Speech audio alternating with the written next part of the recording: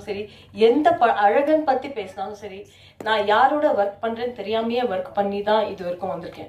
அதே மாதிரி I'm very proud to be a part of this fantastic team.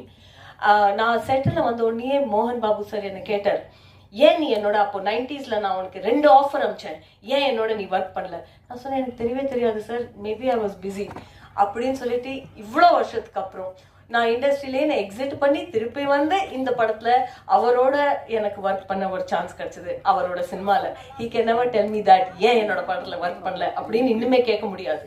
அந்த chance எனக்கு கிடைச்சது. மோகன்லால் சாரோட 30 இயர்ஸ்க்கு அப்புறம் இந்த படத்துல ரீயூனியன் ஆயிருக்கு. ஸோ ஸ்க்ரீன் ஸ்பேஸ் ஷேர் பண்ணாட்டாலும் அதே சினிமாவில் நம்ம சேர்ந்து வந்திருக்கோம். அவர் பேருக்கு அப்புறம் என்னோட பேரும் வரும். So I feel very very nostalgic.